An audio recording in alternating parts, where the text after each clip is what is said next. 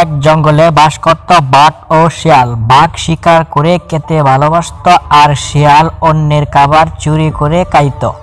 একদিন শিয়াল জঙ্গলের মাঝখান দিয়ে হাঁটতেছিল, হঠাৎ বাঘের সামনে পড়ে যায়। বাঘ মনে মনে বলে, এইটা তো সেই শিয়াল যে আমার খাবারটা চুরি করছিল, ওকে তো আজ আমি ছাড়বো না। আহারে, সকালবেলায় জমের সামনেই পড়তে হইল, এখন আমি কি যে করি। তখন বাঘ বলে, ওই শিয়াল, কালকে তুই আমার খাবারটা চুরি করছিলি না? তোকে তো আজ আমি ভর্তা বানিয়ে খাবো। হা হা, আজ তোকে খেয়ে বাঁচাবে।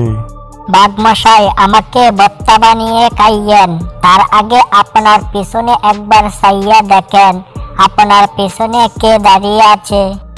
যেই বাঘ পিছনে তাকালো এমনি শিয়াল দিল দৌড়। বাঘ সামনে তাকিয়ে দেখলো শিয়াল পালিয়ে যাচ্ছে, সাথে সাথে বাঘও দিল দৌড়।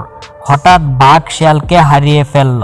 তখনই শিয়ালের সামনে একটা শিকার কে যেন রেখেই চলে গেছে। শিয়াল পিছনে তাকিয়ে দেখলো বাঘ তাকে হারিয়ে ফেলছে। তখন শিয়াল বলে, হা হা, এই তো দেখা যা মেঘনা চাইতে বৃষ্টি। যাই হোক, এইটাকে চুরি করে নিয়ে যাই, গুহায় বসে মজা করে খাবো। তখন যেই শিয়াল চলে গেল তখন বাঘ এসে হাজির। ক্লান্ত হয়ে বাঘ বলে, শিয়ালের বাচ্চা, তোরে যদি আজ পাইতাম। কি দৌড়টাই না আমারে দৌড়াইলি, এখন আমার হাত ফাড়ি আর চলে না।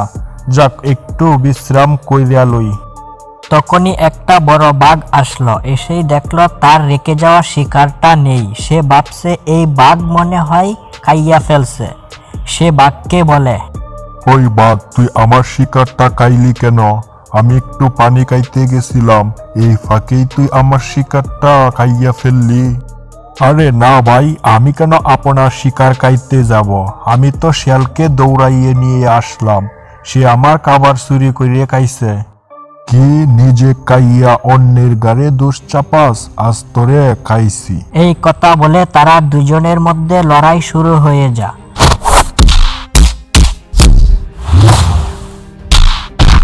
লড়াই করতে করতে ছোট বাঘটি মারা যায়।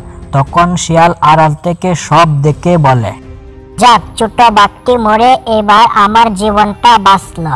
যাই, এবার বড় বাঘকে কিছু বইলে আসি। এই যে বাঘ মশাই, এই বাঘ আপনার শিকারটা খাইছিল, সেইটা আমি নিজ চোখে দেখেছি। ওকে মাইরা আমার জীবনটা বাঁচাইলেন, না হলে যে বিনা কারণে আমাকে মাইরা ফেলতো।